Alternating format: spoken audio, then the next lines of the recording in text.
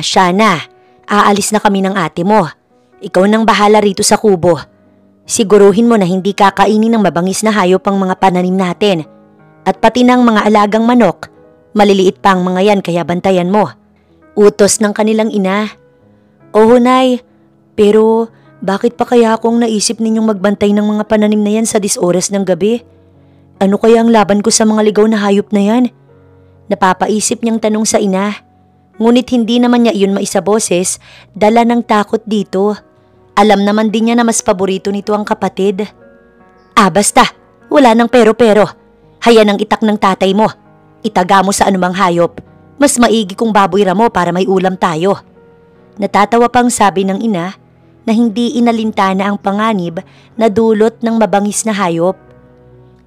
Simula nang mamatay ang kanyang ama, naramdaman na ni Ashana ang malamig na pakikitungo ng ina at ramdam niya na mas pinapaboran nito ang kanyang ate Ashley. Baboy ramo? Napapanguso niyang naulit nang mapansing kinuha ng ina ang flashlight. Nay, bakit dadalhin mo pa ang ilaw? Anong gagamitin ko rito? Nagmamarakolyo niyang tanong. Ay nako, hayan nariyan ang gasera. Ito ang posporo. Gamitin mo para sindihan yan. At huwag kang tutulog-tulog ha. Galit pang bili ng ina. Nay, ayoko rito. Si ate na lang. Ashana, may pasok pa ang ate mo. Kapag ang ate mo hindi nakapagtapos ng pag-aaral, tapos na talaga ang buhay nating lahat. Siya ang pag-asa ng pamilya at hindi ikaw na mahina naman ang kukote. Nay naman, si ate ka ng si ate. Si ate nga may boyfriend na nga yan na taga-baba. Pambubuking niya. Sinimangutan lamang siya ni Ashley. Tara na nga, Nay. Hayaan mo yung Ashana na yan. Walang utak yan eh. Sabi pa ng ate niya, sabay hila sa kanilang ina. At nang makatalikod ang ina, pinandilatan naman siya ng kapatid. Sabay pakita pa nito ng kamao habang palayo sa pintuan ng kubo. Halos maiyak na lamang siya na sinundan ng tingin ng ina at nakatatandang kapatid. Nagbalik siya sa loob ng kubo at hinayaang nakabukas ang pintuan. Nagsindi siya ng gasera para mamataan kung may mabangis na hayop bang darating. Nilapitan niya ang itak ng ama at itinabi iyon sa gilid. Lumalim pa ang gabi habang naroon siya sa bundok. Nakita niya sa maliit na orasan na naroon sa lumang tukador, pasado 11:00 pa lang ng gabi. Mahihiga na sana siya sa papag nang magulat siya dahil may lalaki nang nakatayo sa bukana ng pintuan ng kubo. Madilim sa buong paligid ng bundok. Iilan lamang ang nakatira doon at milya-milya pa ang layo. Kahit na sumigaw siya, alam niyang wala ring makapupunta sa kanya para sagipin siya. Kung papatayin siya ng lalaking to, isa lang ang nasa isip niya. Tsak na hindi na siya aabutan pa ng sinumang makarinig ng sigaw niya. Tinapangan niya ang kanyang muka. Mabilis na kinuha ang sundang ng kanyang ama. Nakita niya na ng bahagya ang mukha ng lalaki sa gitna ng kaunting liwanag. Hindi matalim ang mukha nito. Bagkus ay tila pagod. Napansin niyang lango ito sa alak at ang mukha nito kailanman ay hindi niya pa nakita sa kahit na saang tahanan sa lugar nila. Sino ka? Malakas ang boses niyang tanong habang hawak ang sundang ng kanyang ama. Inalis niya iyon sa lagayan ng kahoy at itinutok sa lalaki. Huwag kang magkakamaling lumapit. Kung hindi, maraming mapuputol sa'yo. Napataas ang kamay ng lalaki. Sandali lang. Dahil lang ako rito. Akala ko itong kubo ni Mang. Hindi nito na ituloy ang mga sasabihin dahil bigla na lang itong nagdududuwal at halos isuka ng lahat ng laman ng tiyan. Nako, bakit dito ka pa nagsuka? Kung iinom ka dapat yung sakto lang. Sermon niya sa lalaki na parang nakalimutan ng nagbabadyang panganib. Tumingin ito sa kanya habang nakatukod ang mga kamay sa tuhod. Konti lang ang nainom ko. Hindi ko nga alam. May naglagay yata ng kakaibang gamot sa nainom ko. Sagot pa ng lalaki matapos tumayo at saka bigla siyang niyakap. Tulungan mo ko. Kailangan kita. Saglit, anong gagawin ko? At hinawakan ng lalaki ang mukha niya. May kadiliman pero alam niya sa sariling hindi pangit ang lalaki. Mabango din ito at amoy malinis kahit na naghahalo ang alak sa pang-amoy niya. May humahabol sa akin. Hindi ko kilala. Pinainom ako ng gamot. Parang awa mo na tulungan mo ko. Hindi kita pababayaan. Pero paano? Halikan mo ko. Ha? Pagkagulat niya sa pakiusap ng lalaki, ngayon lang siya nakarinig ng ganitong pakiusap. Please, hindi ko na kaya. Oo, pero hindi ko naman alam kung papaano. Hinawakan ng lalaki ang kanyang baba at sinimulan itong halikan. Sa umpisa ay bahagya lamang ito, ngunit naramdaman niya na dumidiin ang bawat pagdampi sa kanyang labi. Napayakap si Ashana sa lalaki dahil sa kakaibang naramdaman niya sa sinasabing halik na yun. First time niya. Ngunit masasabi niyang masarap pala ang halik na naririnig niya lang sa mga usapan at nababasa sa mga libro. Hinaplos niya ang likurang bahagi ng lalaki at naramdaman niya ang kakaibang init sa katawan nito. Nilalagnat ba ito? Tanong niya sa sarili. Itinulak siya ng lalaki papunta sa papag na gawa sa kawayan. Natumba siya at napaibabawan siya nito, kaya nabitiwan niya ang sundang ng amat na hulog sa lupa. Agad iyong kinuha ng lalaki at itinapon sa malayo. Ano bang ginagawa mo? Galit niyang tanong. Babangon sana siya, ngunit mabilis siyang naihigang muli ng lalaki sa papag. Pasensya ka na, para na akong sasabog. Kailangan ko ng tulong mo. Bulong ng lalaki habang pinipigilan ng kanyang mga kamay. Wag! Maawa ka sa akin. Bata pa ako. Marami pa akong pangarap. Parang awa mo na wag mo kong papatayin. Umiiyak niyang sabi. Natatakot siyang matapos ang lahat ay patayin siya at ibaon na lamang sa lupa ng estranghero. Huwag kang mag-alala. I'm not a killer. I'll take it slow. I promise. Bulong ng lalaki. Madilim ng oras na yon at konti ang liwanag. Ngunit sa pakiramdam niya, hindi ito isang ordinaryong taga-bukid lang sa lugar nila. Malayo ito sa pagiging isang magsasaka o mukhang probinsyano na katulad niya. Halata sa figura nito ang pagiging isang dayo, isang makisig at mala-artistang dayo. Ginawa nga nito ang sinasabi. Habang malakas ang mga kamay na pumipigil sa mga braso niya, unti-unti nga siya nitong inangkin. Tutol man siya, hindi niya na nagawang manlaban pa, lalo na't wala na siyang magagamit na panlaban sa lalaki. Nang gabing yun, hindi niya akalain na hindi isang mabangis na hayop ang darating, kundi isang estranghero na kailanman hindi niya nakilala. Umaga na nang magising siya. Masakit ang buong katawan niya nang magbangon. Nakita niya ang kanyang sarili na luray-luray ang suot na damit. Kung titingnan, daig pa niyang sinalaki ng mabangis na hayop. Ngunit lihim na rin siyang nagpapasalamat dahil hindi siya pinatay ng estrangherong nakasama niya nung gabi. Bumangon siya upang magbihis.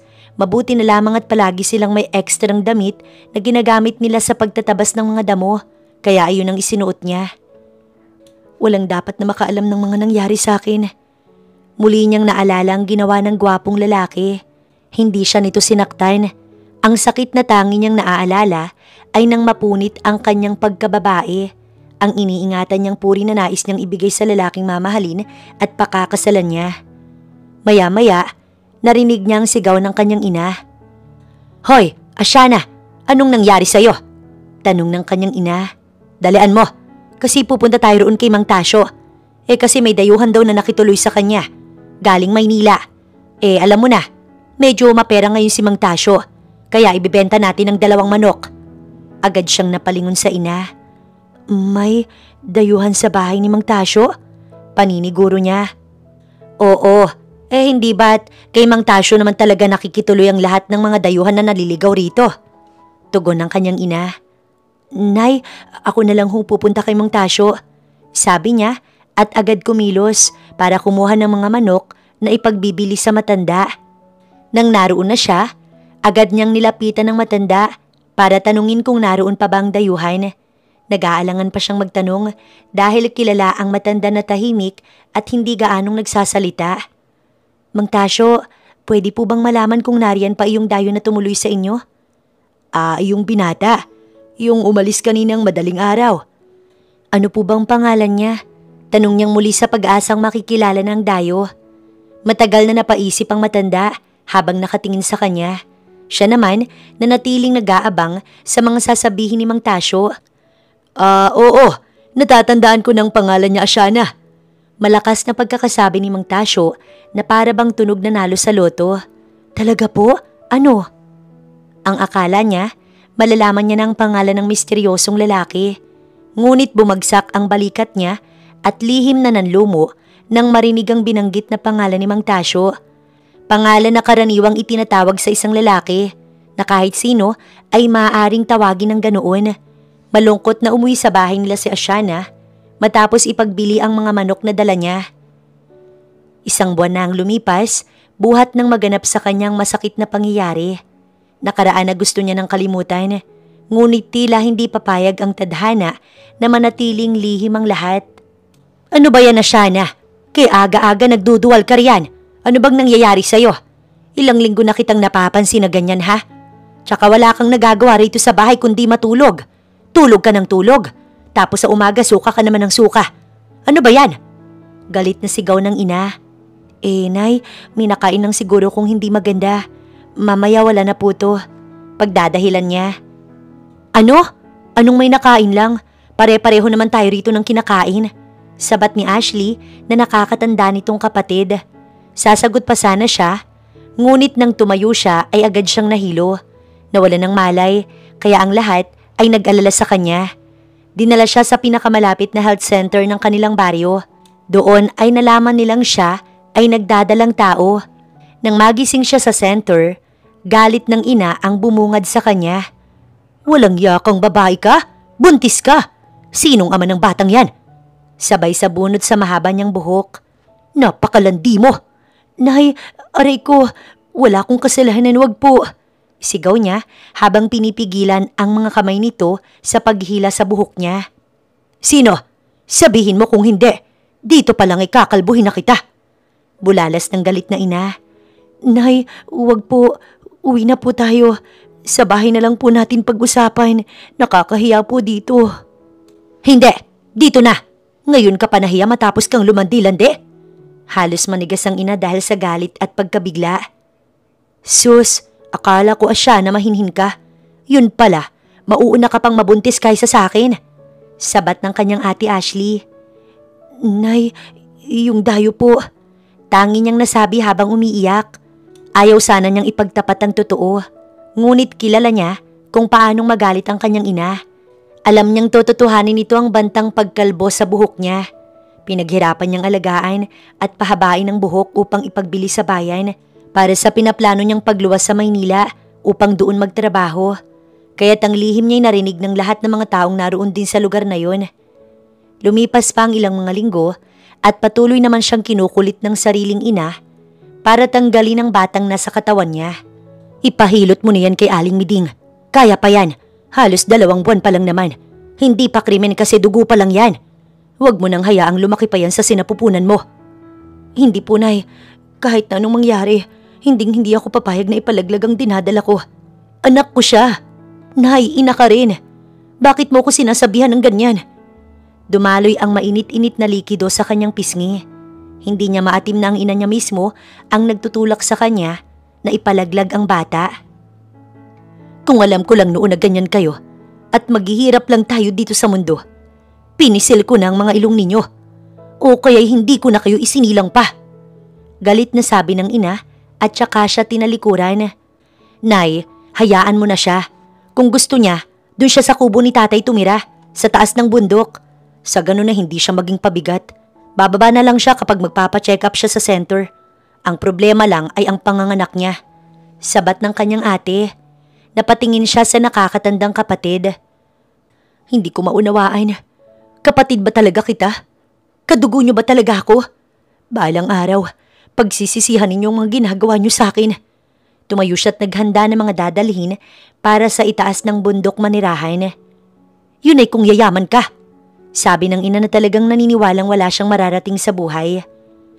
Mabilis na lumipas ang mga araw at kabuwanan na niya. Sa tuwing pupunta siya sa center, may babaeng buntis din na nakakasabay niya. Sa ibaba lamang ito ng bundok nakatira at malapit sa nag-iisang tindahan sa kanilang baryo. Maraming sabi-sabi na ang babaeng ito nagbebenta ng aliw kaya nabuntis ng wala ring ama. Kailan ka manganganak? Tanong ng babae. Hindi niya pinansin kasi hindi niya pa ito kilala. Ako pala si Sheila Arnaiz. Malapit ako kina Mang Pepe. Ikaw sa bundok, di ba? Alam mo, kalat na kalat sa buong baryo na ang nakabuntis sa'yo ay ang dayo. Sayang, wala man lang nakakilala sa kanya. Wala ka tuloy mapagtanungan, no? Tango lamang ang isinagot niya sa babae. Hindi maganda ang pakiramdam niya sa babae at sa intensyon nito kung bakit lumalapit sa kanya.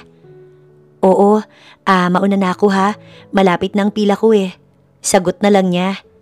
Hanggang sa umuwi siya, nakita siya ni Ashley at nilapitan. Ashana, kabuanan mo na ngayon. Nakahanda ka na ba? Tanong ng nakatatandang kapatid. Bakit? May pakailan ba kayo? Masungit niyang tanong. Sige mamaya, doon na rin ako matutulog sa kubo.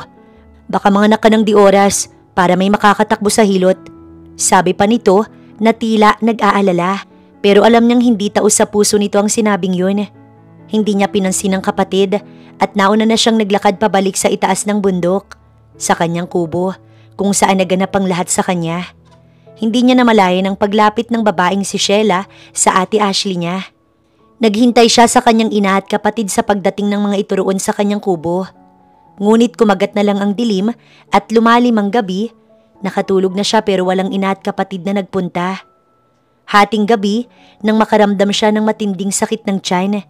Marahan siyang napabangon. Tatayo pa sana siya para lumabas at puntahan ang bahay ng manghihilot gaya ng plano niya kagabi. Ngunit napasigaw siya nang maramdaman ng sobrang sakit sa kanyang sinapupunan. Nanlaki ang mga mata niya nang makita ang mabilis na pagdaloy ng tubig sa kanyang hita. Isang hudyat ng pagputok sa kanyang panubigan. Hindi na yata ako aabot pa sa bahay ng manghihilot. Impit pa siyang napasigaw habang nagsisikap na bumalik sa papag at doon ay muling nahiga. Anak, ingat ka ha. Dahan-dahan ka lang na lumabas. Kaya natin to. Kahit na tayong dalawa lang, makakaya natin to. Mabilis niyang nakagat ang lumang damit na inihanda niya na kagabi pa. Umiri siya ng ubod ng lakas at buong makakaya. Sa pag-iri niya sa bata, narinig niya ang mahina nitong pag-iyak. Ayaw sana niyang mawala ng malay ng oras na yun, pero hindi kinaya ng kanyang mga mata ang hindi mapapikit at tuluyang makatulog. Narinig ang malakas na iyak ng sanggol ng mga oras na yun sa gitna ng kabundukan. Malalakas na iyak ang nagpagising kay Ashana ng umagang iyon. Marahan niyang iminulat ang kanyang mga mata at nakita niya sa bandang paanan niya ang umiiyak na ina at ang nananahimik na si Ashley. Nay, bakit po? Anong nangyari? Bakit ka umiiyak? Nag-aalala niyang naitanong nang bigla niyang maalala na nagsilang siya ng anak kaninang madaling araw. Bigla siyang napabangon sa kinahihigaan dahil wala siyang narinig na sagot mula sa ina at kapatid. Bakit po kayo umiiyak, Nay? Inilibot niya ang kanyang paningin sa kanyang paanan. Nakita niyang isang sanggol sa pagitan ng kanyang nakabukang hita. Natatakpan na siya ng kumot. Anak, hindi na humihinga ang apo ko. Patay na siya. Tapos ay muling humagulgol ang kanyang ina. Tulala siya na nakatingin sa sanggol na walang malay at hindi na rin niya nakikitaan ng buhay. Na hindi na nga rin niya marinig ang pagiyak nito.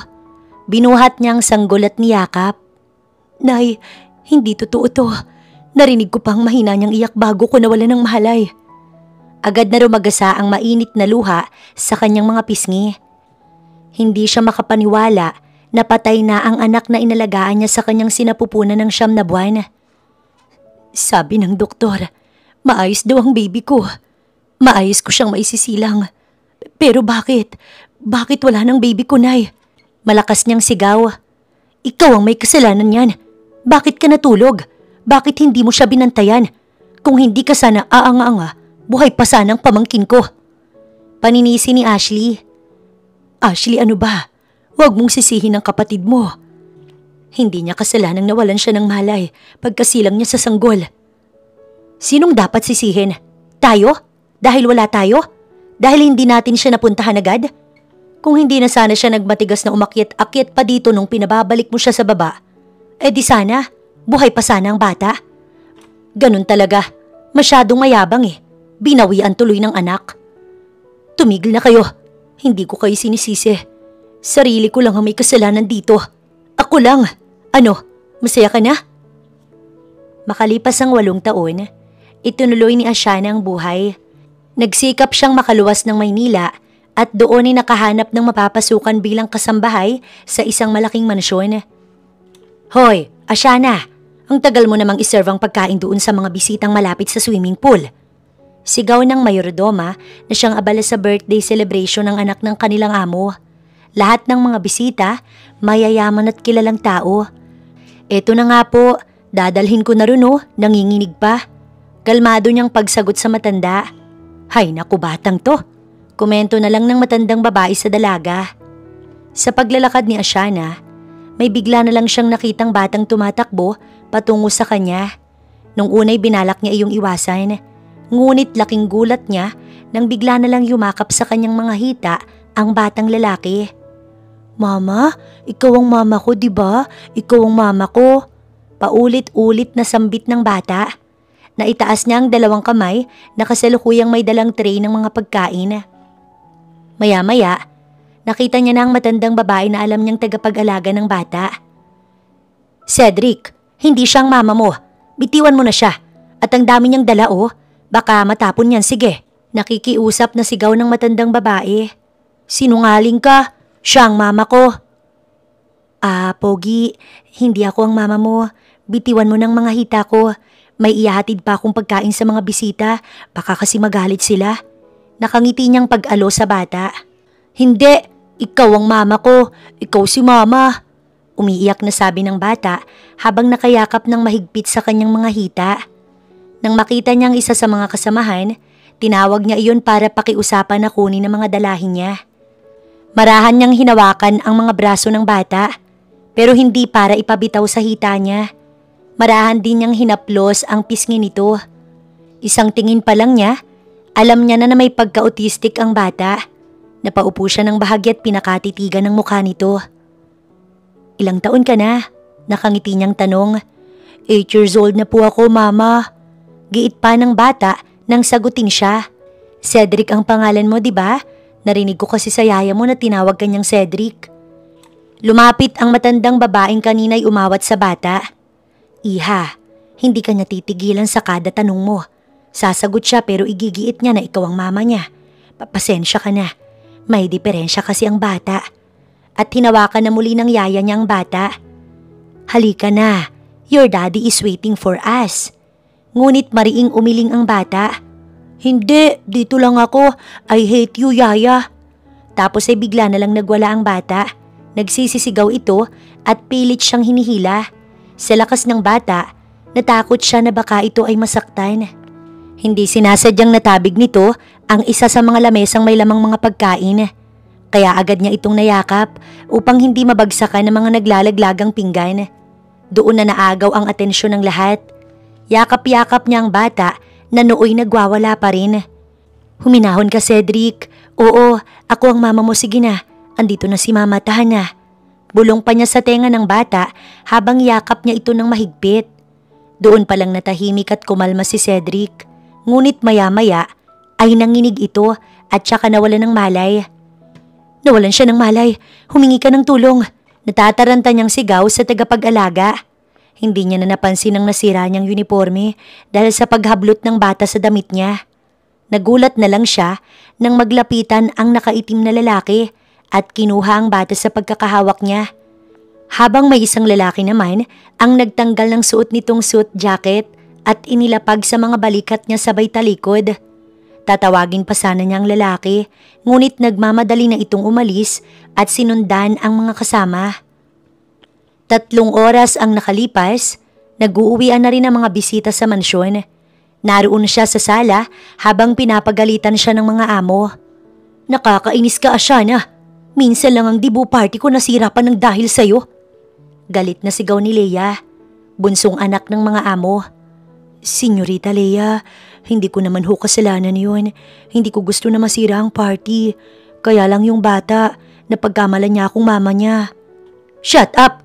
Ikaw katulong ka, sakit ng ulo ko. Ilang beses ko nang sinabi sa mayordoma na paalisin ka na. Una, inaakit mo ang panganay kong anak.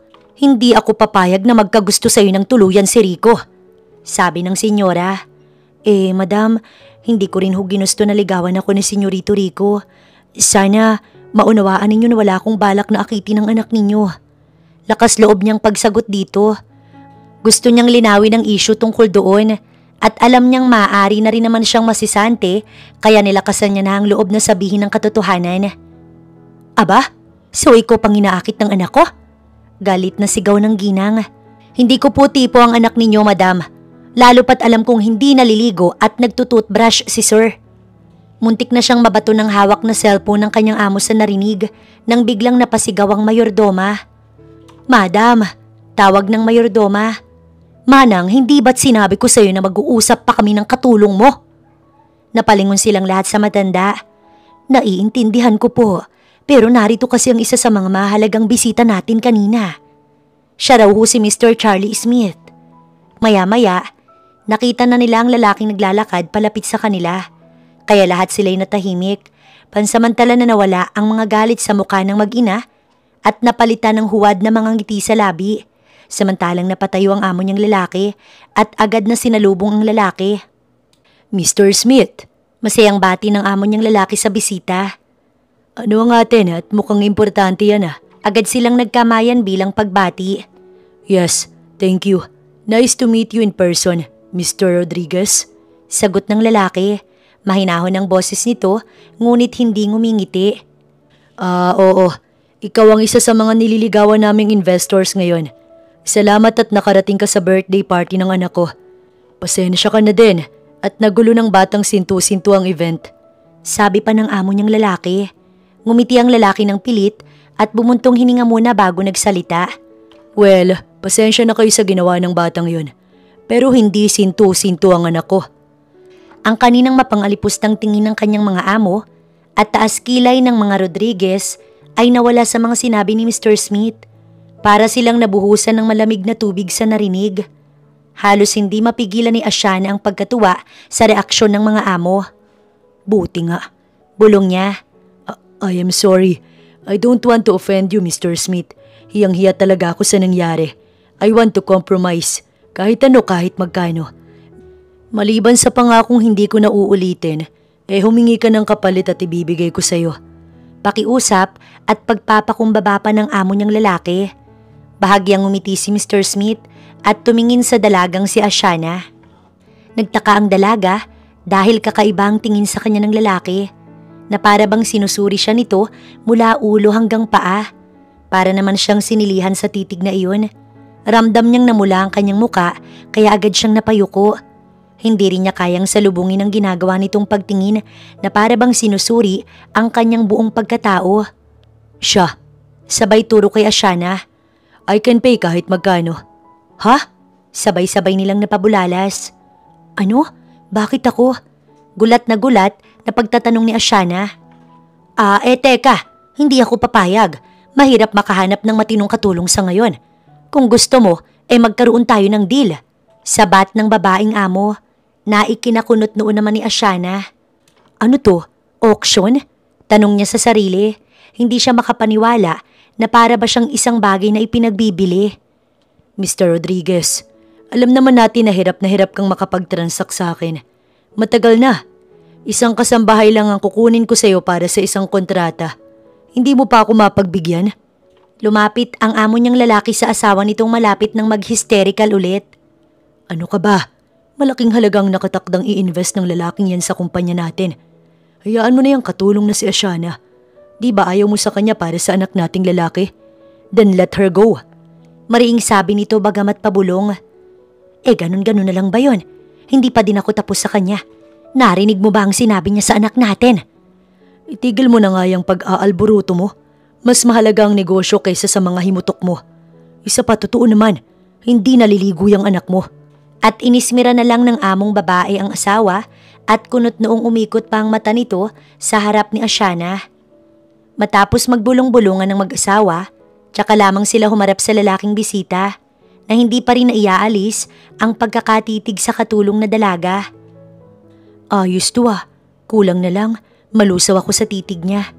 Bulong ni Ashana. Alam mo Mr. Charlie, ang babaeng yan may masamang nakaraan. Kaya sige, ayoko namang maging parte pa siya ng pamilya namin. Hindi ako papayag na isang disgrasyada pang makatuluyan ng anak ko. Sige, kunin mo na siya. Pero siguruhin ninyo na mag-i-invest kayo sa kumpanya namin. Malanding sabi ng amo niyang babae. May isang salita ako Mrs. Rodriguez. Gaya nga ng sabi ninyo, ayaw nyo na maging bahagi siya ng inyong pamilya. Sa sitwasyon ko, Mas kinakailangan ko siya para sa special kong anak. At tumingin pa ito kay Ashana.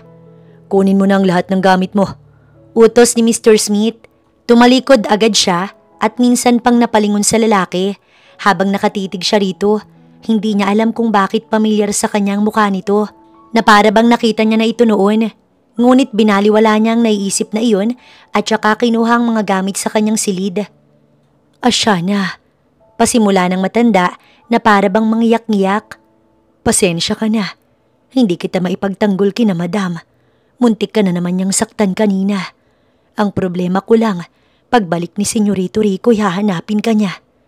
Naku, Nay Ising, pabayaan na ninyo siya. Wala kaming relasyon. Siya lang iyong mapilit at lapit ng lapit sa akin. Alam mo naman ang nakaraan ko, Nay, hindi ba? Kaya mailap ako sa mga lalaki. Ayoko nang maulit pa ang mga nangyari sa akin noon. Ayoko na sa kanila. Naku, nasasabi mo lang yan kasi hindi pa dumarating ang lalaking ipagsisigawan ng puso mo. Sabihin mo sa akin yan ulit kapag tumanda ka na hindi pa nag-aasawa. Biro pa ng matanda. Mag-iingat ka na lang sa poder ng Mr. Charlie Smith na yon. Hindi pa natin siya kilala. Pero mukha namang mas mabuti siyang tao kaysa sa mga amo natin ngayon. Oo naman, Nanay Ising. O, bakit naiiyak ka? At niyakap na niyang matanda. Gusto niyo po ba sumama na lang sa akin? Pinunasan muna ng matanda ang kanyang luha bago tuluyang sumagot. Huwag na, sanay na ako dito. Isa pa'y malapit sa mga apo ko. Malaki ang pasasalamat niya kay Aling Ising na tumayong ina sa kanya dahil mas naramdaman pa niya rito ang pagmamahal ng isang ina kaysa sa tunay niyang ina. Paglabas niya sa sala, tsaka tumayo si Charlie. Lumakad palapit sa kanya at magalang na kinuha ang kanyang dalang bag. Hindi na. Ako na lang. Kaya ko na po to. Nahihiya niyang sabi at inilayo ang bag na hawak. I insist. Sabi lang nito tapos kinuha ang bag niya tsaka naglakad pa palabas ng mansyon. Minsan pa niyang tinapunan ng tingin ng pamilya Rodriguez na may masamang tingin sa kanya. Tumango na siya tanda ng pagpapaalam sa mga ito at ipinangako niya sa sarili na hindi na siya babalik pa sa mga ito. Huminto ang itim na van na sinasakyan ni Ashana at Charlie sa isang malaking mansyon sa Makati. Namangha siya sa laki ng mansyon dahil doble pa iyon ang mansyon na kanyang pinanggalingan.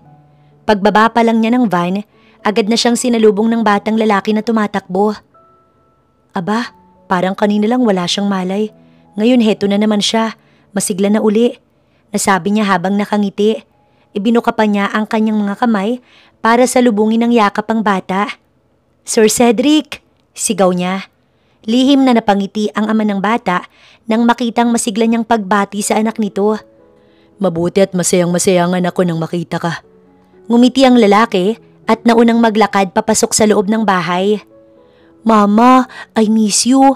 Tara na po, ipapakita ko sa inyo ang kwarto ninyo ni Papa. Mabilis na sabi ng bata. Agad siyang nasamid. Hindi siya nakasagot. Lalo na nang hilahin na siya ng bata, papasok sa bahay ng mga ito. Pagpasok sa loob, itinuro sila ng maid na naroon upang magpunta sa library office ng kanilang amo. Sa office po muna kayo ni Sir Charlie.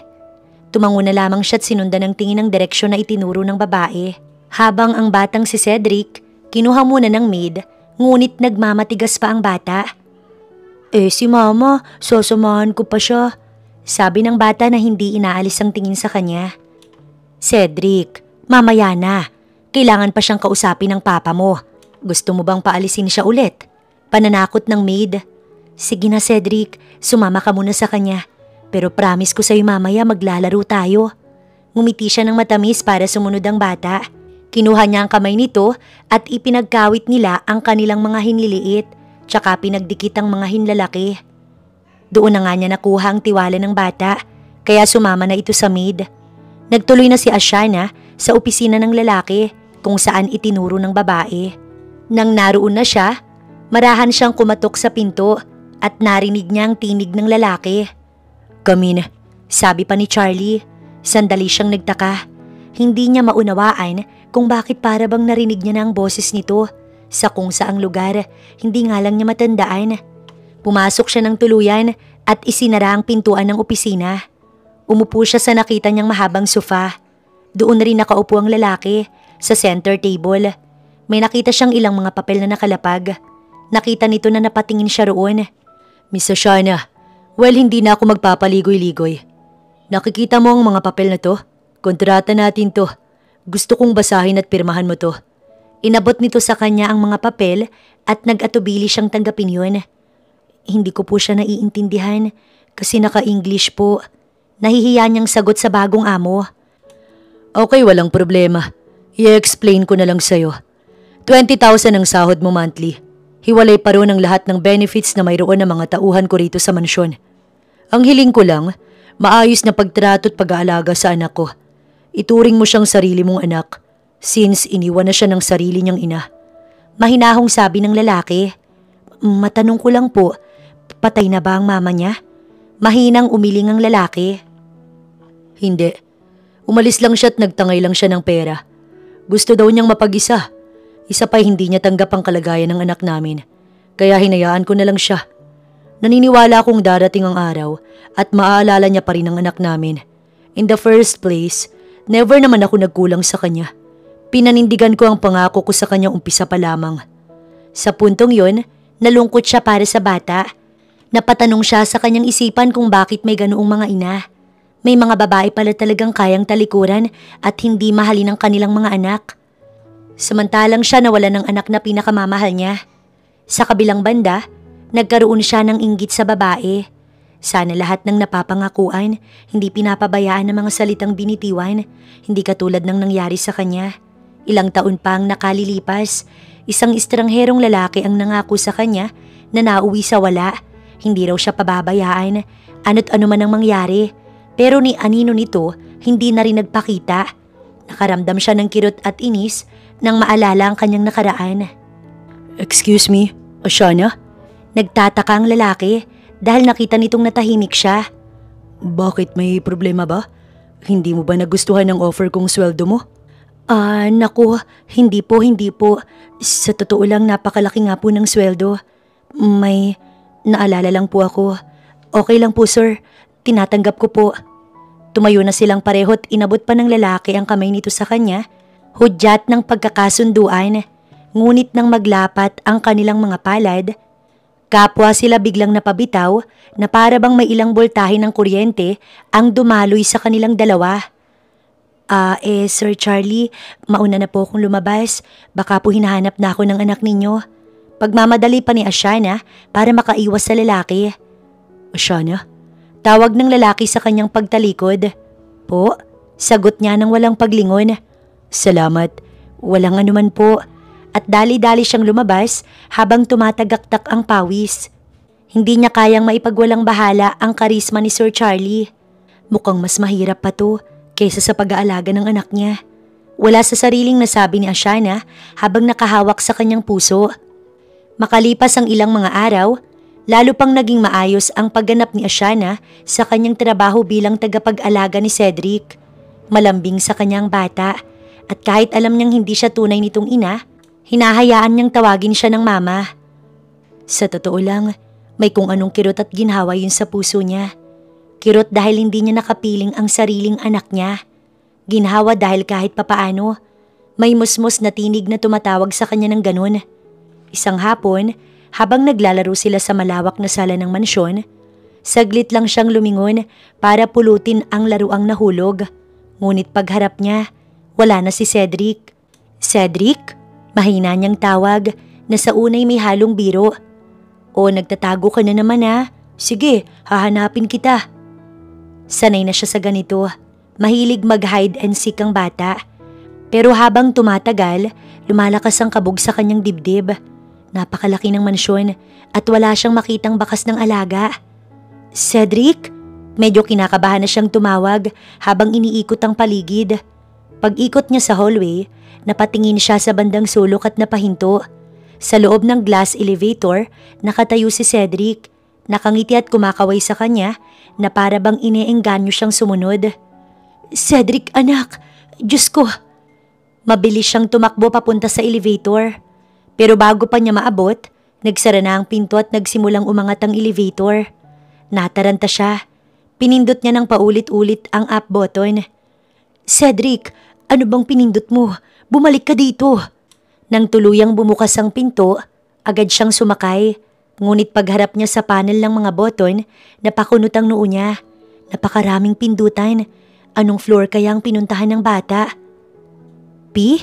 Bulong niya. Nakikita ang button na may nakalagay na P. Tanging iyon lang ang naiiba sa lahat. Dahil wala siyang ibang ideya, iyon ang kanyang pinindot. Pag-angat ng elevator, unti-unting bumukas ang pinto at bumungad sa kanyang isang maaliwalas, elegante at mistulang pribadong floor. Tahimik, malinis at may mamahaling dekorasyon at halatang hindi pangkaraniwang lugar ng mansyon. Dahan-dahan siyang lumakad, maingat at halos hindi humihinga sa kaba. Cedric, bulong niya. Takot na baka may masama nang nangyari sa bata. Anak, lumabas ka na. Baba na tayo. Habang naglalakad, may napansin siyang isang pintong bahagyang nakauwang sa bandang kanan ng hallway. Umihip ang malamig na hangin mula roon at mula sa loob, tila may maririnig siyang mahinang kaluskos. Hindi niya alam kung si Cedric yun o kung may ibang tao pa sa floor na yun. Pinigilan niyang sarili na kabahan, nilapitan ng pinto at dahan-dahan itong itinulak. Pagkaawang ng pinto, una niyang narinig ang mababang boses ni Charlie. Oh, anong ginagawa mo rito? Asan si Cedric? Nagtatalon si Ashana sa gulat. Ay, Diyos ko! Halos mapasandal siya sa pader nang bigla niya itong makita. At mas kinabigla niya nang mapansing bagong ligo ang amo. May tuwalya pa sa balikat at nakaboxer na pambahay.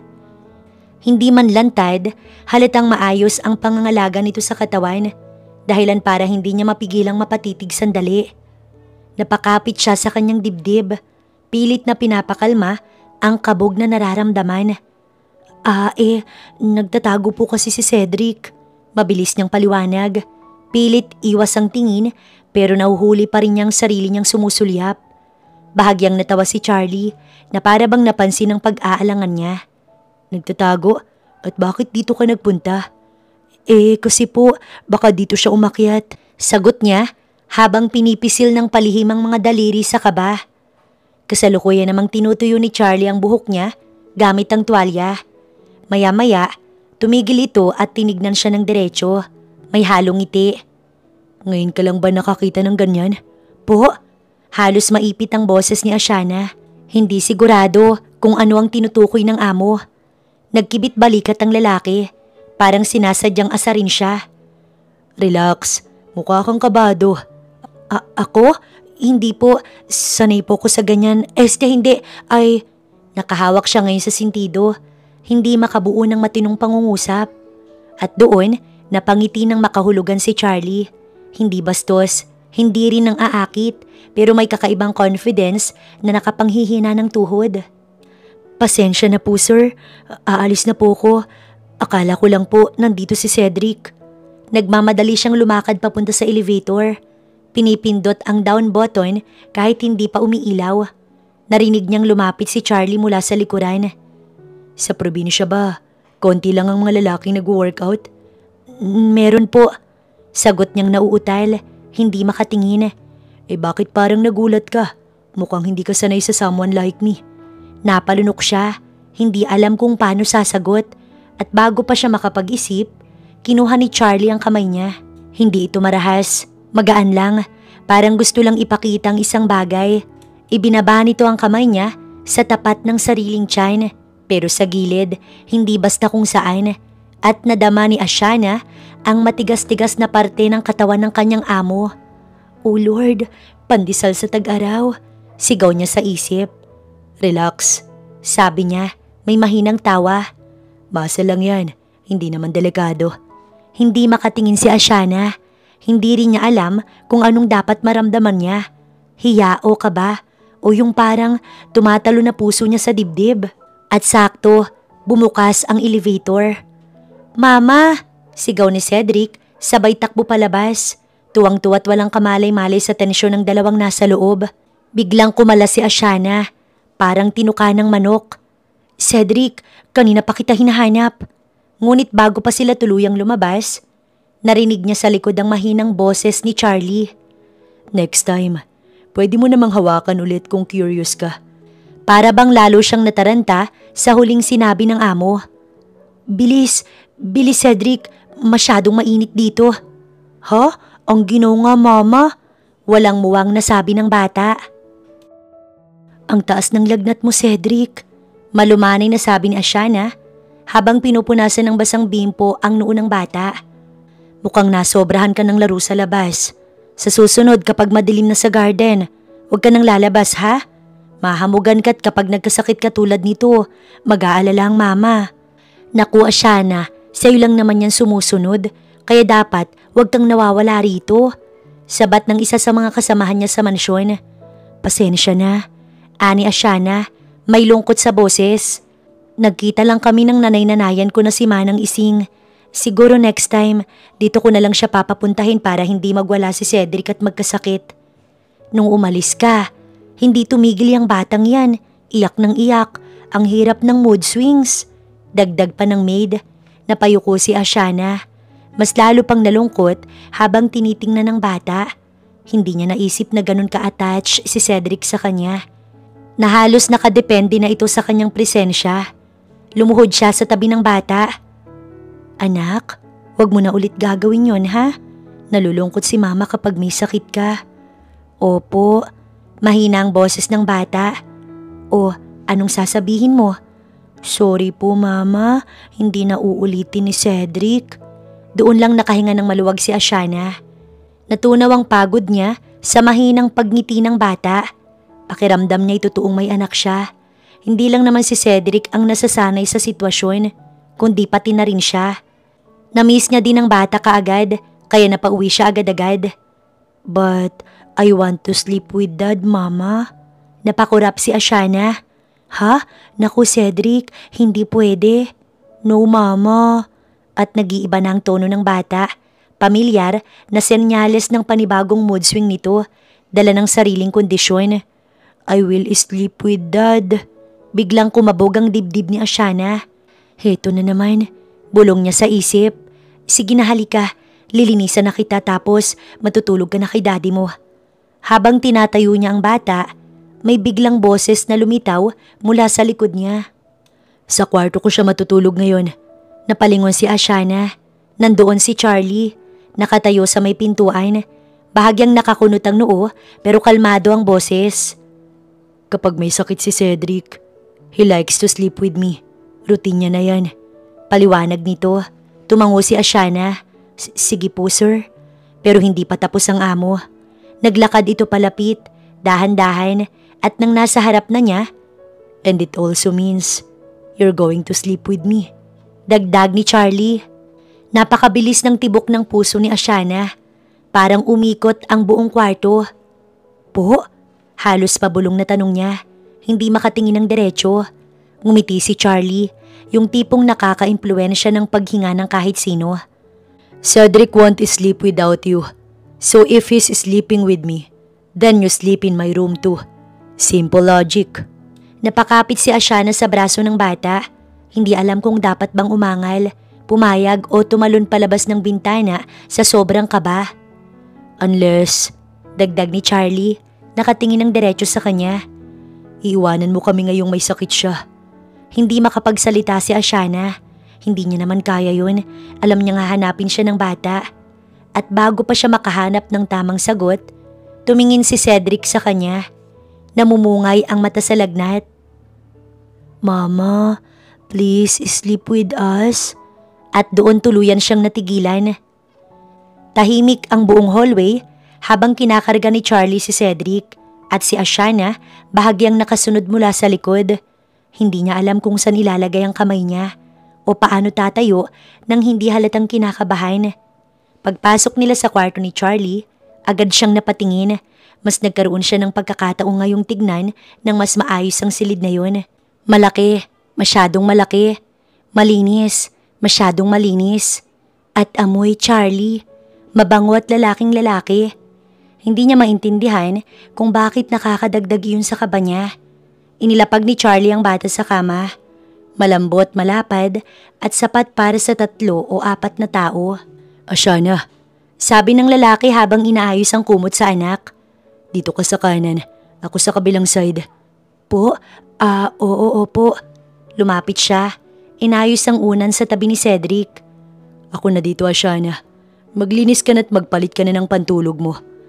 Mabilis naman na sumunod ang dalaga at nang matapos ay dahan-dahan na lumapit sa bata. Mama, bulong ng bata. Hinaplos ang kamay niya. Stay close. Siyempre anak, nandito lang ako. Sagot niya, pinapakalma ang boses. Habang pinupunasan niya ang leeg ng bata ng maligamgam na bimpo, umupo si Charlie sa kabilang side ng kama. Tahimik lang ito, pero ramdam ni Ashana ang kanyang presensya. Parang bawat galaw niya may epekto kay Ashana. Thank you. Mahina pero totoo ang tono ng lalaki. Napatingin siya sa gulat. Po? Kay Cedric. Sagot ni Charlie, nakatingin sa anak. You calm him down. You make him feel safe more than anyone else. Alam nating dalawa na mahirap mag-alaga ng bata. Pero mas mahirap mag-alaga ng may autism. Kaya salamat, hindi ako nagkamaling kunin ka sa kabila. Hindi agad nakasagot si Ashana. May kung anong init na gumuhit sa kanyang dibdib. Hindi dahil sa papuri, kundi dahil sa sincerity. Parang ngayon lang niya narinig ang ganitong lambing mula kay Charlie. Ginagawa ko lang po ang trabaho ko. No, it's more than work, Ashana. Kita naman eh. Sandali silang nagkatitigan. Hindi sinasadya pero sa sobrang tahimik ng kwarto at sa lambot ng ilaw galing lampshade, parang lumalim ang tingin ni Charlie. Kaya siya agad umiwas. Nagkunwaring abala sa pag-aayos ng kumot para hindi siya kabahan lalo. Sir, kailangan na po niyang uminom ng gamot.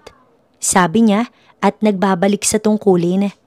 Kinuha ni Charlie ang gamot sa bedside table at iniabot kay Cedric na agad namang uminom habang hawak ang kamay ni Ashana. Pagkatapos, humiga na ang bata sa gitna nila at dumikit sa kanya. Mama, Daddy, bulong ni Cedric na halos tulog na. Natahimik silang dalawa. Kahit hindi sinasadya, nagtagpo ang tingin nilang dalawa sa ibabaw ng ulo ng bata. Unang nagsalita si Charlie na halos pabulong lang. He sees us as a family. At doon, parang may umigting na hindi naman nila pinangalanan. Hindi romantiko pero malapit na doon. May bahid ng komplikado na relasyon pero alam ng mga puso na tunay ito. Matulog ka na rin, Ashana. I'll keep watch. Sabi ni Charlie ng malumanay. Hindi po, ako na. Sagot niya pero mahina. Halos bumigay ang katawan niya sa pagod at emosyon. Matulog ka na. I'm here. Ulit ng lalaki. Hindi niya alam kung bakit pero sa unang pagkakataon, hindi nakakatakot marinig iyon mula kay Charlie. Kaya dahan-dahan siyang humiga. Si Cedric nasa pagitan nila ay pumipisil sa kamay niya kahit tulog na.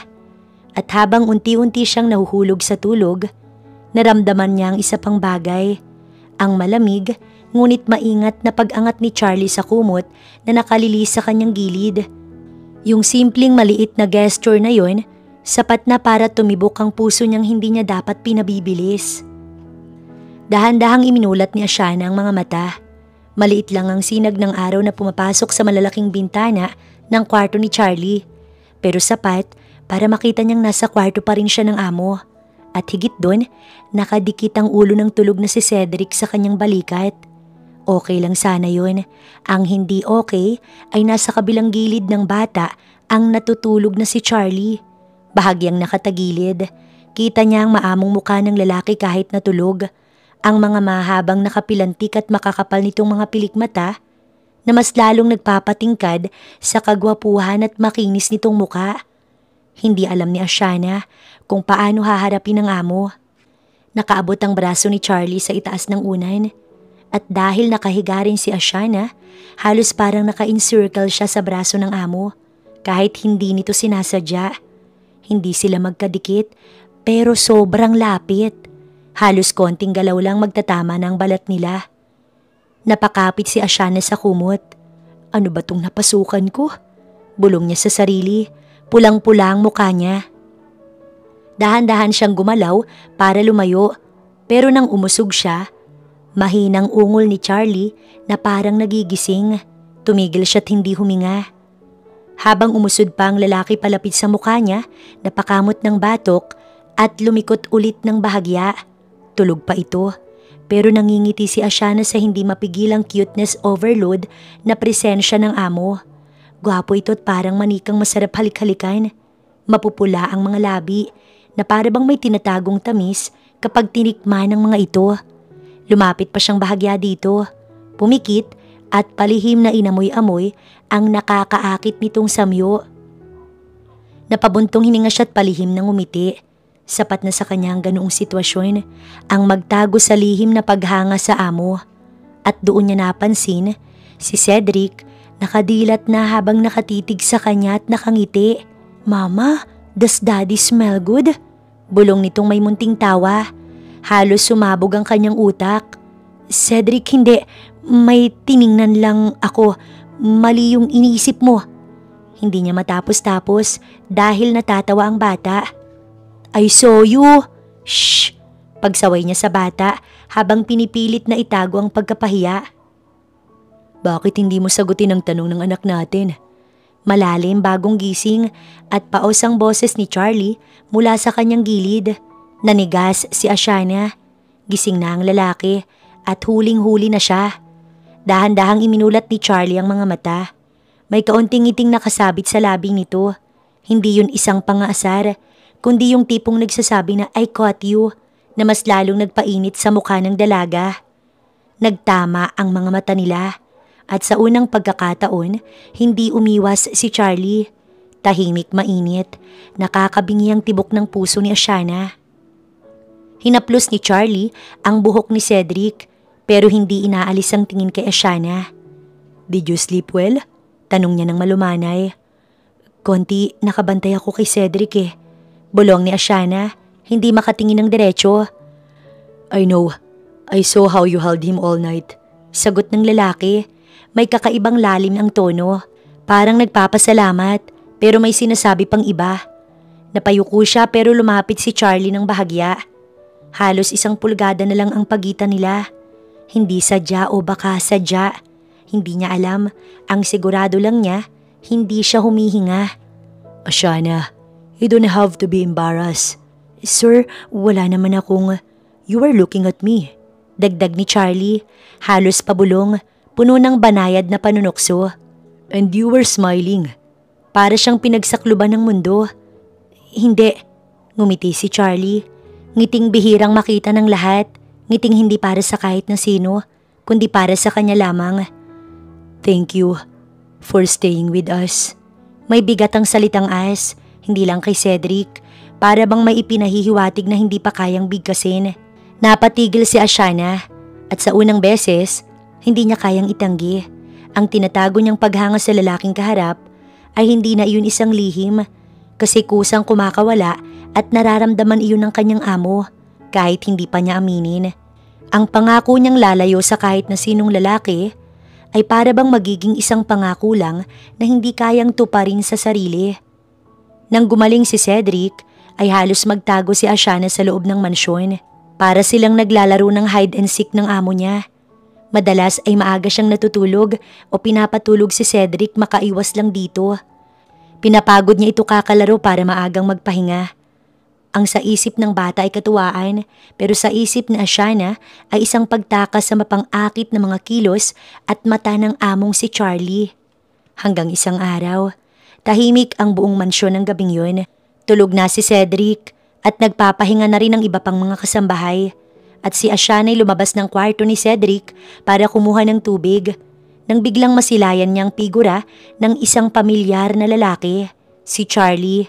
Basa ang buhok, mukhang kararating mula sa shower at nakasuot lang ng dark gray shirt. Malambot ang tela, nakahugis sa katawan niya at amoy sabon na halos nakakalunod. Nagkatinginan sila, parehong hindi agad gumalaw. "You stayed late." Si Charlie. Mahina ang boses, halos paos. "Naalimpungatan lang sir, nalimutan kong magdala ng tubig sa loob." Mahina ring sagot ni Ashana na hindi makatingin ng diretso.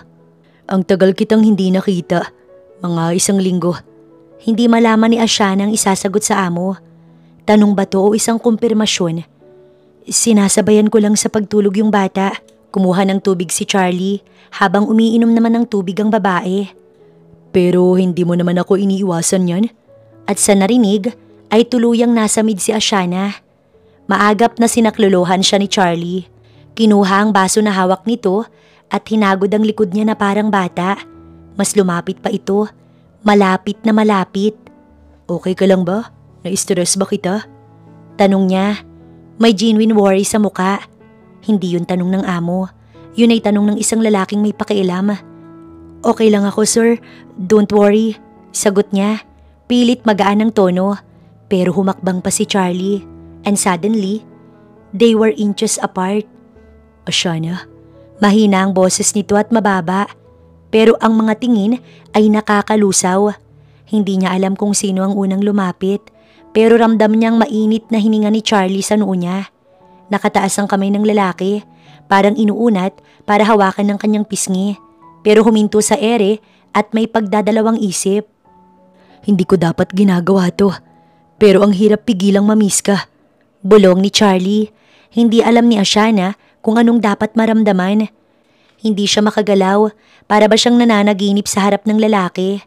Dumampi ang noo niya sa noo nito. Just that, no lips, no touch. Pero halos mabaliw si Ashana. Sir? Hingal na bulong niya. At sa gitna ng tensyon, bigla silang napatawa ng konti. Both nervous, both wanting. Konting galaw na lang. Pero umatras si Charlie. Mahinang puwersa. Nanginginig pa ang daliri. If I kiss you now, I wouldn't stop. Mababa ang boses niya. Nakangiti. Hindi ba alam ni Ashana kung joke ba yon o isang pagbabanta kung matutuloy ang halik na iyon mula sa amo? So honest, so raw. Napalunok si Ashana. Napangiti din siya at yumuko. Naisip niya, hindi niya rin alam kung makakaya niyang tumigil kung mangyari yun. Dad? Gulat na tanong ng batang na alimpungatan sa pagkakatulog nang malamang wala itong katabi. You're here! Masigla pa nitong salubong. Do you want to sleep with us? May kasabi ka na tanong ng bata. I think si Mama Ashana ang tanungin mo dyan kung papayag ba siyang makasama ang daddy mo sa iisang kama. May bahid ng tukso ang ngiti na iyon ng lalaki. Mama please, I want to sleep na eh. Pakiusap ng bata. Oo naman. Maagang nagising si Ashana pero hindi niya nagawang kumilos agad dahil yakap siya ni Charlie. Hindi iyon platonic na tulog yakap. Yakap ni Charlie na parang takot siyang mabitiwan.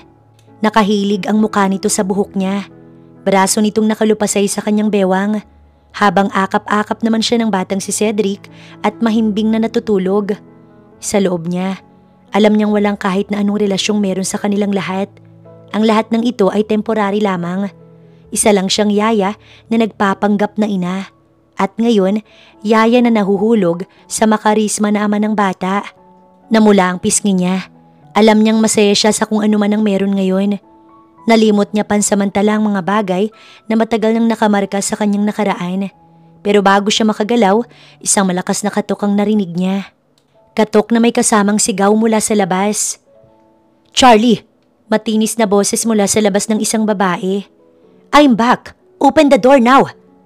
Nanlamig ang dugo ni Ashana. Binuksan niya ang pinto at isang babaeng pamilyar ang pumasok. Nakataas ang kilay, naka-designer dress, nakaayos na parang pupunta sa party at hindi nag-aalala sa anak. Si Sheila Arnaiz, ang babaeng nakasabay niya sa probinsya sa klinik. Ang babaeng nagtanong kung may anak siya. Ang babaeng nagpakilalang single mom. Ang babaeng kilala na kaladkarin sa kanilang bayan. Ibang-iba na ang itsura niya ngayon. Mukhang hindi na siya bayarang babae gaya ng dati. At siya rin, ang totoong ina ni Cedric. At ngayon, nakapamewang sa harap niya. Look at that, sabi ni Sheila. Nilingon si Ashana mula ulo hanggang paa. You were sleeping beside my family. Naniga si Ashana. Hindi siya nakapagsalita. Sheila? Nagulat naman si Charlie pero hindi masaya. Hindi niya gusto ang presensya ng babae. Hi babe, sabi ni Sheila na may impit na pilit. I'm back. I want to see my son. Nagising si Cedric at agad tumakbo kay Ashana. Mama, napakunot ang noo ni Sheila. Mama? Tumawa ng mapanlait. Ikaw nang tinatawag niyang mama? Hindi nakasagot si Ashana, pero hinawakan niyang kamay ni Cedric na para bang protektado. Sheila step forward. Kung makatingin, para siyang Reyna. Reynang sanay kumuha ng hindi kanya. You, turo niya kay Ashana. You were flirting with this man behind my back. Sheila, putol ni Charlie. Malamig ang boses. We don't have a relationship. Anak lang ang pinanagutan ko sa'yo at binigay ko din sa'yo ang luho mo. Kaya itigil mo ang arte mong lugi ka pa sa kabila ng hindi mo pagkilala sa sarili mong anak. Ha? Pero ako ang ina ng anak mo. Balik ni Sheila. Bali-baliktarin mo man ang mundo. I am still his mother. And she is stealing what's mine. Tinaasan ng kilay si Ashana. No, sagot ni Charlie. Mahina pero matalim. No one is stealing anything from you. Then let me see Cedric. Or I swear, Charlie, magpa-file ako ng report. Inaagawan mo ko ng bata. Remember, the law is always on the side of the mother when it comes to custody. Kaya kung ako sa inyo, kung ano mang meron sa inyo, professional man yan o personal, itigil nyo na. Lalo na kung sangkot mismo ang anak ko. At tinaliman pa niya ang tingin kay Ashana. Nagkatinginan si Charlie at Ashana. Parehong kabado, parehong alam na may mangyayaring malaki. I'm staying here. I want my son back. And you should start packing. Yaya ka lang. Don't overstep. Naramdaman ni Ashana ang kirot sa dibdib. Hindi dahil sa insulto, kundi sa takot. Takot na baka mawala si Cedric at baka mapilitan si Charlie layuan siya. Sheila turned to Charlie. Nilingkis ang braso sa kanya na parang nagmamay-ari. Let's talk, babe. Pabulong ng babae. At doon sa unang pagkakataon, nakita ni Ashana ang galit na mukha ni Charlie. Hindi siya pumayag hilahin. Sa halip, hinawi niya ang kamay ni Sheila. Don't call me that. At sa unang beses, kahit puno ng takot, duda at pagbabanta ang umaga, naramdaman ni Ashana na pipiliin siya ni Charlie kahit gaano pa kagulo. Makalipas ang ilang oras, ramdam na ramdam ni Ashana na may nabago sa paligid. Si Sheila'y lumakad-lakad sa mansyon na parang may-ari. At si Charlie, tahimik at seryoso, halatang nag-iisip kung papaano kokontrolin ang gulo. Paglabas ni Ashana sa hallway, bigla siyang sinundan ni Charlie. Ashana, tawag ng lalaki. Hindi siya lumingon agad kahit na narinig nito ang lalaki. Hindi niya kayang harapin ang tanong sa sariling isip. Ano ba talaga kami? At bakit ang sakit?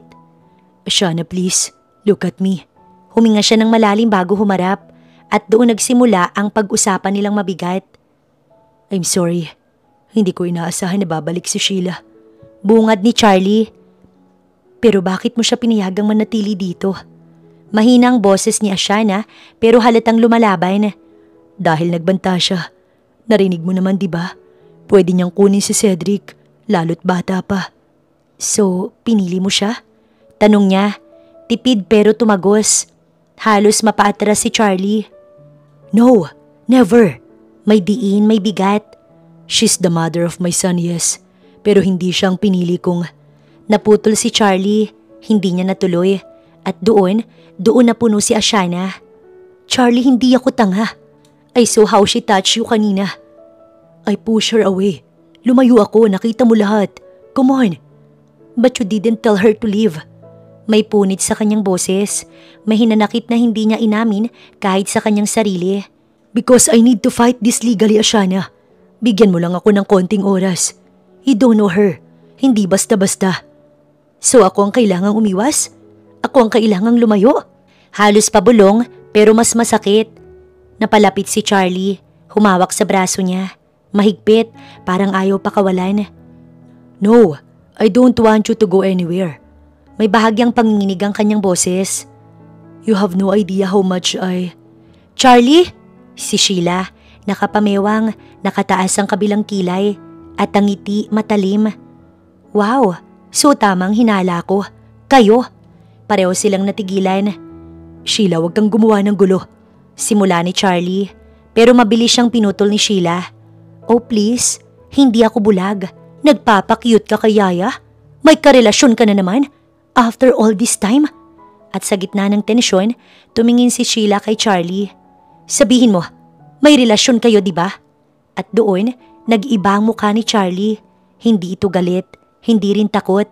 Isang napipilitang pagtatakip. No, wala kaming relasyon. Yaya lang siya ni Cedric. At parang may sumaksak sa dibdib ni Ashana. Napanganga siya sandali. Nahigop ang hangin na parang naipit sa lalamunan. Pero wala siyang nagawa. Hindi siya pwedeng umapila. Hindi siya pwedeng magalit. Hindi siya pwedeng aminin ang totoo sa puso niya. At ang pinakamasakit, ang ngiti ni Sheila. Mapanira. Parang dun pa lang ay nanalo na. Bakit mukhang nasasaktan si Yaya? Hindi sumagot si Ashana. Ayaw niyang umiyak at mas lalong ayaw niya ring magpakita ng kahinaan. Kaya nang magsalita siya, mahinahon. Gusto niyang itago ang lahat ng sakit dahil tama naman ang amo niya. Wala naman talagang relasyon sa kanilang pagitan. Tama po si Sir. Wala kaming relasyon. At pilit nang umiti. Yaya lang ako at ginagawa ko lang ang trabaho ko. Tumawa ng mahina si Sheila. Pampababa ng tingin. O ano? Satisfied, Sheila? End of story. Narinig mo naman ang sinabi niya. Wala kaming relasyon. Inis na sambit ni Charlie. Ngunit hindi pa tapos ang babae. Kung talagang wala kayong relasyon, dahan-dahan siyang lumapit kay Charlie. Halikan mo ko. Napako si Ashana sa kinatatayuan niya. Para siyang nalagutan ng hininga. Oh, bakit parang ayaw mo? Bakit? Kasi nandyan siya? Turo nito kay Ashana. Isang tingin lang ang ibinigay ni Charlie kay Ashana. At ayaw ni Charlie na madamay pa si Ashana. Alam niya kung anong kayang gawin ni Sheila kapag nabastos o nasaktan ng pride. Hinawakan ni Charlie ang pisngi ni Sheila at ito'y hinalikan. Isang halik na walang damdamin pero sapat para wasakin si Ashana. At habang nagaganap yun, walang narinig si Ashana. Wala siyang nakita at tila nawalan din ng kulay ang paligid. Tanging kirot lang ang nararamdaman niya. Pagbitaw ni Charlie, agad siyang napatingin kay Ashana. Nagpigil siya ng luha. Hinarap sila. Tuwid ang likod. Maiwan ko na po kayo. Anya, mahinahon pero nanginginig. May gagawin pa po ako sa kwarto ni Cedric. Wala siyang hinihintay na sagot. Hindi siya lumingon at nang mawala na si Ashana sa hallway, tsaka muling humarap si Charlie kay Sheila na galit. Masaya ka na? May bagsik ang kanyang boses. Umangat ang baba ni Sheila. Tumawa ng isang malutong pero walang puso. Oo, masayang masaya. Isang linggo na ang lumipas pero hindi pa rin humuhupa ang gulo sa bahay. Para kay Ashana, araw-araw ay parang nasa gitna siya ng bagyong hindi niya alam kung kailan titigil. Sa ilalim ng iisang bubong, kasama niyang 3 taong unti-unting bumabago sa kanyang buhay. Si Charlie, ang lalaking pilit niyang nilalayo sa puso niya pero hindi naman niya magawa. Si Sheila, ang tunay na ina ni Cedric na parang may dalang gulo sa tuwing dumarating. At si Cedric, ang batang mahal na mahal niya. Ang batang ayaw ng ingay, galaw at laging naghahanap ng tahimik na lugar at ng kamay niya. Hindi perpekto ang sitwasyon. Malayo sa pagiging normal. Halos araw-araw may sigawan, may kalampag ng pinto, may mga salitang tumatama kahit hindi sa kanya nakatutok. At sa tuwing tumataas ang boses ni Sheila o sumisigaw si Charlie, si Cedric ang unang lumalapit kay Ashana. Umiiyak o nagwawala, madalas natatakot at kahit pagod na pagod siya, hindi niya magawang iwan. Isang hapon, nagpapatuyo siya ng mga kumot nang marinig niya si Cedric mula sa stockroom. Mama, look ko! Lumapit siya, nakangiti pero napako ang ngiti. May hawak si Cedric na lumang sundang, kahoy ang hawakan, metal na halos nangangalawang at may nakaukit na pangalan ng kanyang ama. At imposibleng nandito yun. Cedric, anak, ibaba mo yan, baka ka masugatan. Mabilis niyang nilapitan ng bata. Nang makita niyang ligtas ang anak, dinampot niya ang sundang at napatigil. Ito mismo, ang sundang ni Itay, ang sundang nila lolo, ang sundang na ginamit niya noong gabing nagpabago sa kanyang buhay. At nanlamig siya. Bakit? Bakit ito nandito? Hindi nag-aksaya ng oras si Ashana. Inihabilin muna niya si Cedric sa ibang kasamahan tsaka nagtungo sa opisina ni Charlie. Hawak ang sundang at nanginginig. Pagbukas niya ng pinto, natigilan ng lalaki. Ashana, bakit umiiyak ka? Tinaas niya ang sundang. Ano to, Charlie? Bakit nasa iyo ang sundang ng tatay ko? Nanlaki ang mga mata ni Charlie. Siya na hindi kita maintindihan. Sundang ng tatay mo? Yan ang sundang ng ama ni Sheila. Napatigil si Ashana. Hindi, sa tatay ko to. Ito ang hawak ko nung gabing may estrangherong lalaki sa kubo namin. Siya ang ama ng naging anak ko. Biglang namutla si Charlie. Ashana, ikaw ang babae sa kubo? Humakbang ito pa atras, parang hindi makahinga. Nalaglag ang sundang sa sahig, parang umikot ang mundo ni Ashana sa tanong na iyon ni Charlie.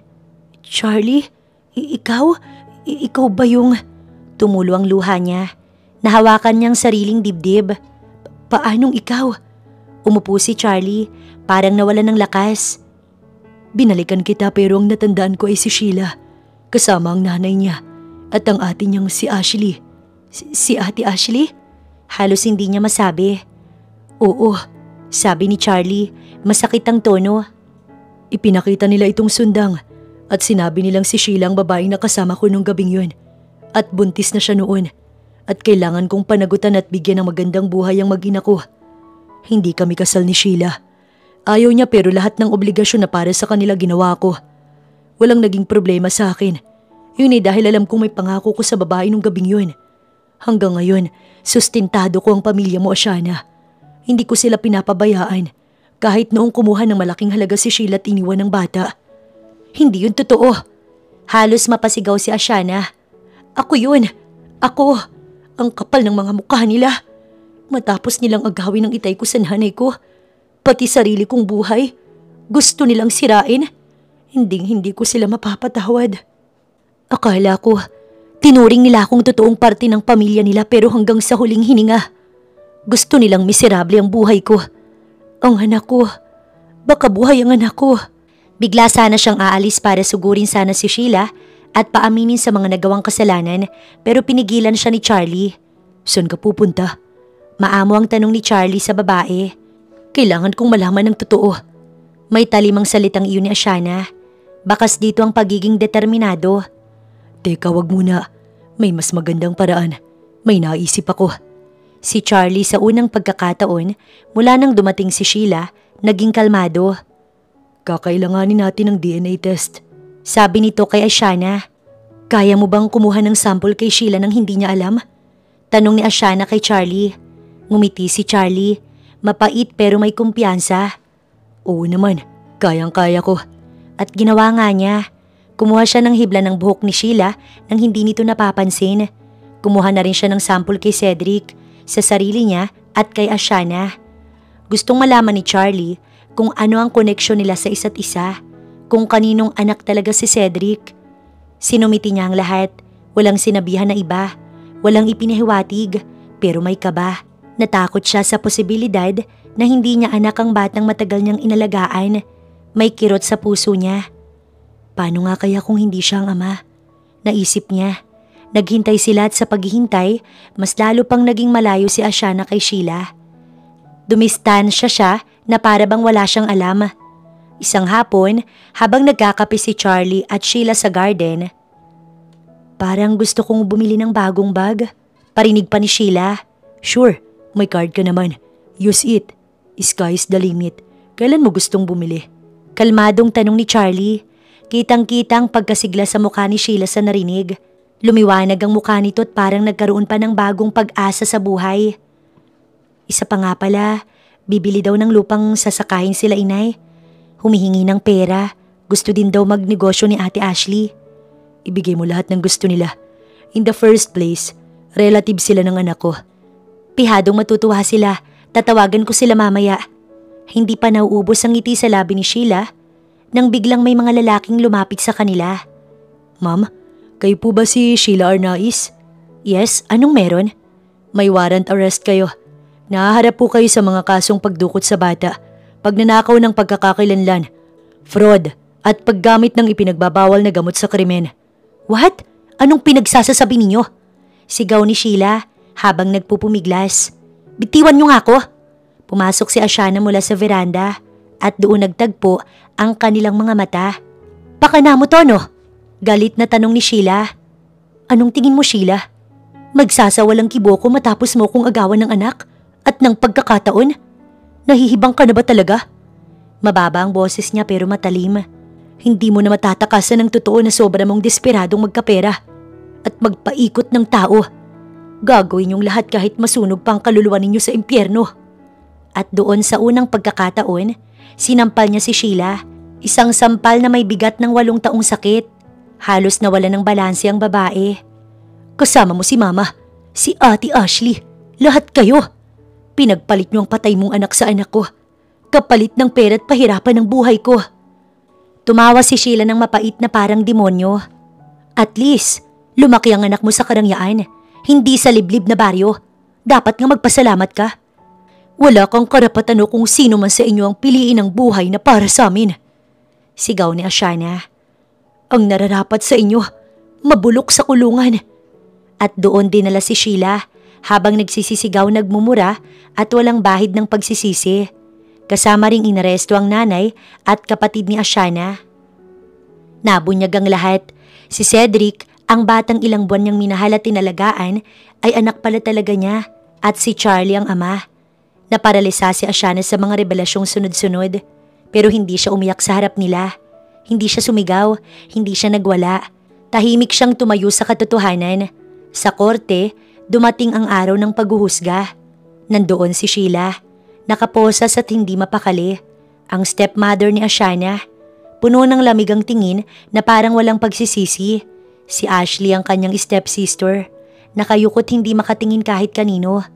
Habang binabasa ang desisyon, hindi umiimik si Ashana. Hindi niya na kailangan ng drama. Hindi na niya kailangan ng paliwanag mula sa mga taong minahal niya pero ginamit siya. Ang kailangan niya, hustisya para sa kanilang mag-ina. Pinakinggan niya lang ang hatol, ang pagkakakulong ni Sheila, ang pananagutan ng ina at kapatid niya, ang paglabas ng DNA test na nagpatunay ng totoo. Naramdaman niyang lumuwag ang dibdib niya, pero may kirot pa rin. Lumipas pa ang ilang buwan, nagpakasal na lang sila't nagbago ang timpla ng hangin sa veranda ng mansyon. Sariwa pa rin ang alaala ng pinagdaanan nila. Pero ngayon, tahimik at magaan na ang gabi. Nakaupo si Charlie, nakasandal at nakatitig sa malayo, para bang may tinatapos na alaala sa kanyang isipan. Lumapit si Ashana, hawak ang isang tasang kape. Iniabot niya iyon sa dating amo, sa lalaking minahal niya ng sobra kahit na ayaw niya nung una. Ashana? Muling tawag ni Charlie. Sagot niya, hindi iniiwas ang tingin. Masaya ka bang magkakasama na tayo? Hindi sigurado ang tono nito habang hinihigo pang mainit-init na kape. Tingin mo, hindi diretso pero nakangiting sagot ni Ashana. Yung ngiting may halong hiya, saya at lambing na umabot hanggang mata. Ewan ko, mas gusto ko sanang marinig sa'yo para naman sweet. Sabay kindat pa niya dito. Baliw, natural oo, masaya ako. Pero alam mo pakiramdam ko, ikaw ang pinakamasaya sa araw na to. Talaga ba? Mukhang gusto ko yan. Pasisiyahin mo ba ako? Dahan-dahang lumapit si Ashana sa kanya. May mapanuksong pagtitig. Umupo siya sa tabi ni Charlie, tsaka kinuha ang kamay nito. Uy, anong gagawin mo? At marahang itinapat ni Ashana ang kamay ni Charlie sa tiyan niya. Natigilan si Charlie, parang tumigil din ang paligid. Anong meron? Kunot noong tanong niya, pero halos nanginginig ang boses. Mas lalong lumapad ang ngiti ni Ashana, mas matamis at mas mapanuksong totoo. Buntis ka? Bulong ni Charlie, may excitement na hindi niya kayang itago. At si Ashana, tumango na may halong pagngiti. Ngiting tila ba may kasamang kilig sa pag-amin. Hindi nga. Dagdag pa nito, halos nakangiting luluha na parang bata. Oo, tatay ka na ulit, sagot ni Ashana. Halos malaglag ang tasa sa kamay ni Charlie, kaya binitiwan niya na muna ito. Napahawak siya sa mukha niya, parang hindi makapaniwala. Tawa at luha, lahat sabay-sabay. Ashana, lumapit siya at niyakap ang babae ng mahigpit. Hindi mo alam kung paano mo binubuo ang buhay ko. Natawa si Ashana habang napapapikit, nakasiksik sa dibdib nito. Hoy, wala akong ginawa. Nahiga lang ako sa kama na katabi mo. Pili ang sagot ng babae. Meron kang ginawa, madami. Gusto mo isa-isahin ko? Pagsakay pa ng lalaki sa kapilyahan ng asawa. I love you. At hinalikan ni Charlie ang noo ng asawa. Mama! Pagtawag ni Cedric nang makitang magkayakap ang kanyang mga magulang. Tumakbo ito papunta sa dalawa at mahigpit na yumakap. Playtime na, pagod na daw ang nanay ising maglaro with me. Oo na, sige na, mag-hide and seek tayo, taguan natin si daddy. At tuluyan na ngang umingay muli ang mansyon. Ingay ng hindi pag-aaway kundi puno ng pagmamahal. Wala nang sugat na kailangan pang pantayin. Wala nang lihim na kailangang itago. Wala nang bagyong kailangan pang lampasan. Ang natira na lang, kapayapaan at pagmamahalan. At ang pamilyang minsan ay halos maghiwa-hiwalay, ngayon ay buo, tahimik at masaya. Ito ang ending na hindi nila hiniling, pero sila mismo ang bumuo.